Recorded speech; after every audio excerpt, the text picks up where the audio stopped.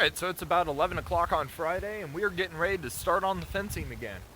I took some time to trim this one, I cut it to length, tied it off on one post, but I really needed to do a lot of trimming in order to get it to sit level on this ground. But I think we're going to work on the sides next, just because that's going to be the easiest way to make up some lost time, get this done quick, because that's all going to be fairly level, and yeah, hopefully it doesn't give me too much trouble after all.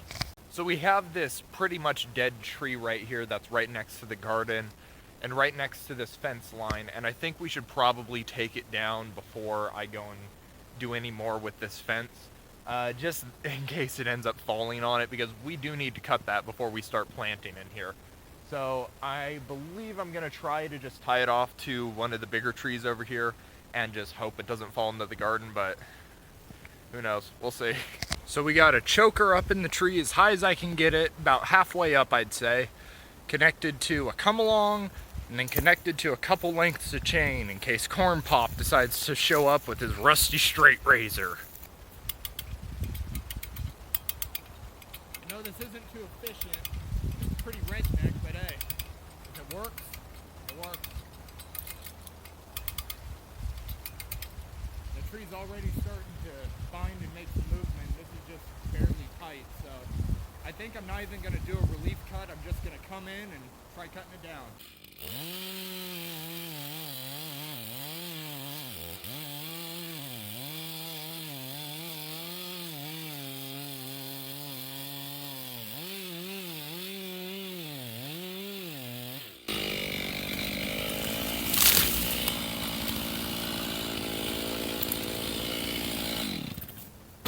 I'd say that went just about perfect. Okay, so we have all the fence panels cut to length besides the back because I have to open up a new spool for that. But all the sides as well as the two front panels are cut to length, and you can see that this is our little stretching rig. Polzol Subaru board. Should work all right. Seen a couple videos on YouTube, and who knows? Again, this is all trial and error. And just like over on the tree, I know this is not professional. I know this is redneck. I know this isn't the right way to do it. I know all of this stuff. Let me do my thing. I've learned over the past couple hours of doing this, the past 3 to 4 hours of doing this, that putting up fencing, not easy, pretty difficult. And it is a lot more complicated than I assumed, but hey, we're getting it done. Thankfully, I'm not too worried about a bear breaking in and trying to get at my spinach, but hey, you never know. More than anything though, I'm just glad it's getting done, and it is getting a little bit late into the afternoon. It's probably about 4:30 or so, and I haven't really had all that much to eat today, but you know, it's good that I'm at least making progress and learning a new skill. I said it once, I'll say it again. Don't hire me to put up a fence. But hey, every side besides the back side is done. It is all put up, tightened down. Again, some of the spots are a little looser than others. Some aren't level, some are a little bit sketchy, but we're not worried about deer trying to break through. It's just dog prevention. So I think it'll serve its purpose just fine. I'm gonna flip the camera around and show you what we got going on. So this front section here was the last one that I tightened down, and I didn't use the come along, the Polzol for it. I just used the pliers, and it worked all right. I did have to adjust it a couple times, but it did work. This longer section, this side section, I did obviously use the come along for that, and went pretty well. Looks to be all right. Once again, this was the big problem with a lot of them. The top being a little bit loose. The big reason for that I think is the main reason, is just not being able to get them perfectly level. So this is a prime example over here on this side. So on one end, it's a little bit higher up than the other end, and you can see that there's a very, very slight slope. From this post to this post, it's a little bit more pronounced. But, you know, when you're looking at it, it's a very slight slope. But the problem with that is it causes the top to be really, really loose. But not the end of the world. And especially with this post is going to need to be guyed out or just replaced at some point. So it's not that big of a deal that it's, loose up on top here, or that this section is loose, because eventually it will get repaired. But for the time being, I'm not too worried about it. It's just not cosmetically pleasing. And I did buy another 4 pounds of seed potatoes, 2 pounds of russet, and 2 pounds of Yukon Gold. I think we have enough room for our potatoes in this section over here. If not, I'll either put them in containers or just somewhere else on the property, because we got more than enough room out here. Just need to figure out what I'm doing. We'll probably get planting tomorrow if the weather holds out. It looks like it's going to be a nice day. It's pretty overcast right now. Chance of rain, so not really the best planting weather. But I think tomorrow will probably be a really good day for that. I apologize for the mess, but it is planting day. It's not planting day for the potatoes, unfortunately, because they need to be given 24 hours for their cuts to heal up.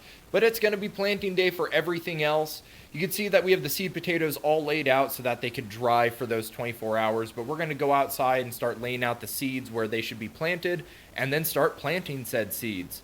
But these potatoes are actually lined up in the order in which we're going to be planting them in. One of the big rows is going to be for the russet, one of the big rows is going to be for the Yukon Gold, and then the middle row, the small row, is going to be for the Purple Majesty. And I know you can't tell on camera, but that is just a beautiful, deep purple color, and purple's my favorite color, so I'm very happy to be growing those. But without any further ado, let's get outside and let's get planting. So we're out in the garden, giving it a quick once-over before we start planting. And I think I'm probably going to make a quick run to get some extra fill dirt to fill in this spot in the front as well as in the back, just to, add a little bit extra rigidity to the bed. I don't think it's going to make that big of a difference, but more than anything, it's just going to be cosmetic. I do also know that we're probably going to have an issue with weeds this year, because I'm not doing any top dressing to the soil. I'm not going to be putting any hay or anything on top of this bed yet. I do suspect that this will all become a Ruth Stout bed of some kind, either that or hugelkultur. We'll see, but probably going to be doing something a little bit different than just direct in-ground beds with, amended soil. Alrighty guys, we are taking the truck back home from getting a load of dirt. Let's see how she runs.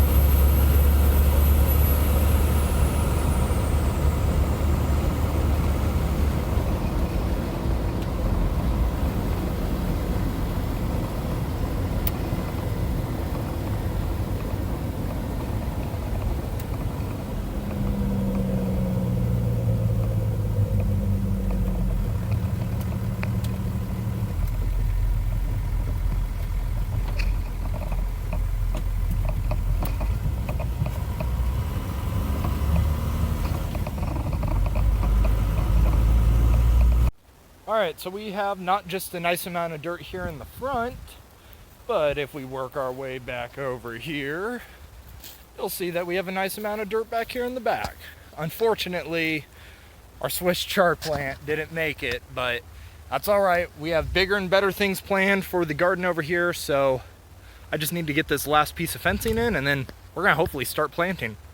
So change of plans, about a half hour after I filmed that last segment, it just got really gloomy, super overcast, super dark, looked like it was going to start pouring rain. It never did start pouring rain, but it just was not very good planting time, and it was already past 2 o'clock anyways.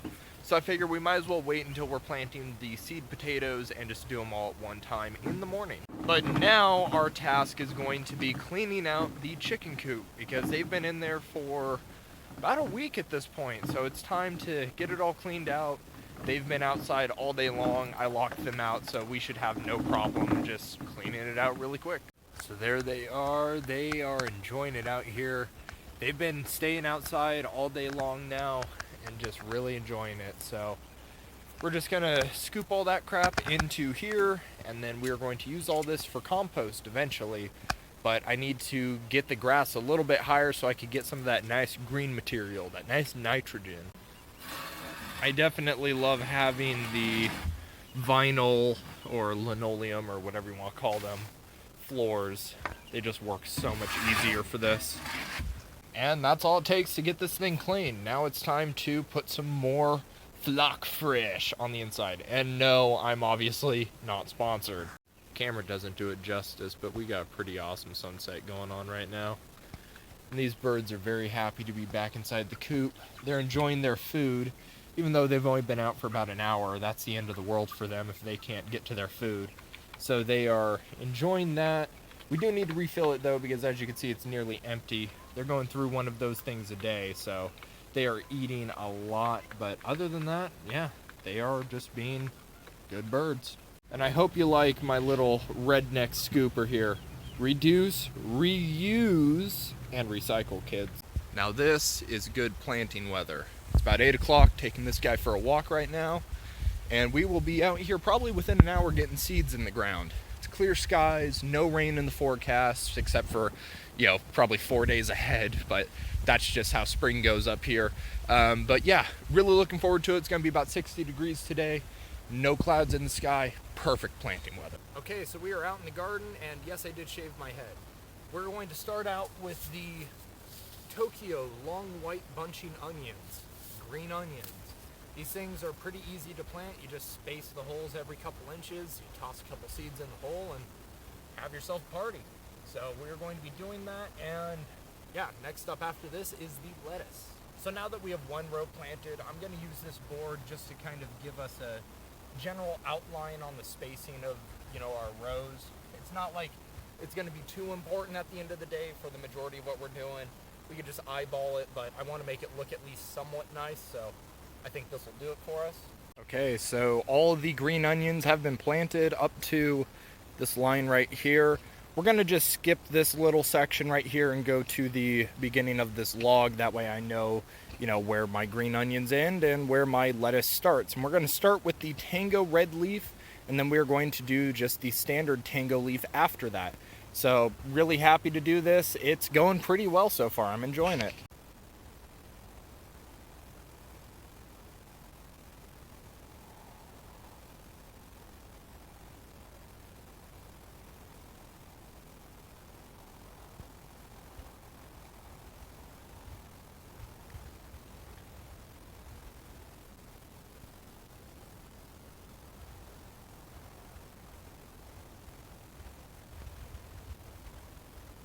So the red leaf is already planted.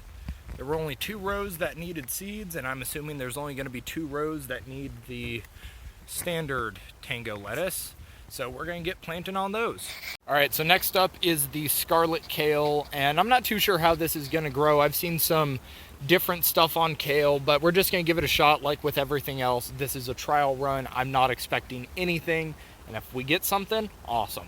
Next up is the spinach, and we're just going to basically make about a 2 square foot area, and we're just going to fill that in with seeds and then cover them up. That looks like to be the most effective method, so that's what we're going to do. Alright, so things change around the garden just as they do around the property itself. We put some arugula here in the corner just because I found a pack of seeds and said, hey, why not? And then we are putting some carrots over here as overflow, because I filled up this center bed with only 1 pack, less than 1 pack actually. So we're using that back area for a little bit of overflow. We do still have some spare seeds, which will probably go into a pot or a container of some kind.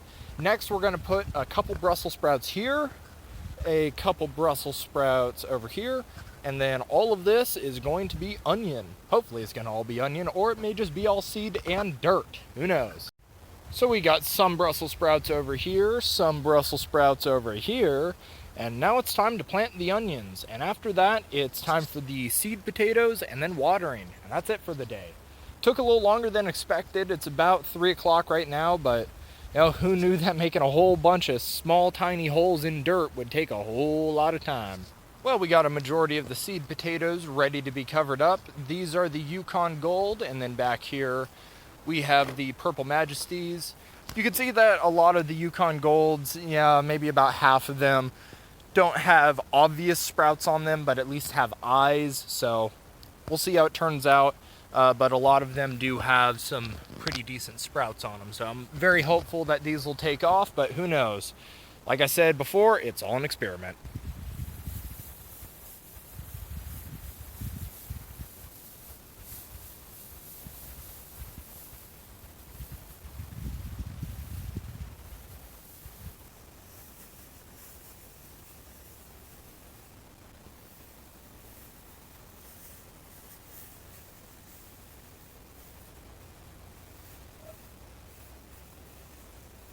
And with that, the Habeas J 2020 garden is officially underway.